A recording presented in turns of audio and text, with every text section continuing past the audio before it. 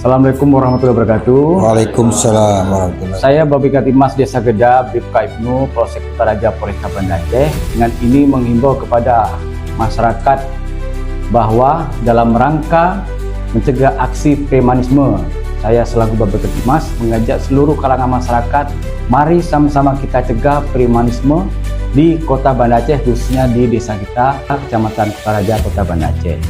Kami juga menghimbau kepada seluruh masyarakat untuk segera melaporkan tindakan premanisme dalam bentuk apapun yang meresahkan masyarakat. Cara menghubungi call center Polri 110. Jadi saya ulangi, menghubungi call center Polri apabila melihat aksi premanisme ataupun pungutan liar yang ada di kecamatan kita, Desa Kedah, Kecamatan Kutaraja, Kota Banda Aceh, ke call center Polri 110. Demikian mungkin yang bisa saya sampaikan. Saya akhiri. Assalamualaikum warahmatullahi wabarakatuh. Waalaikumsalam. Assalamualaikum warahmatullahi wabarakatuh.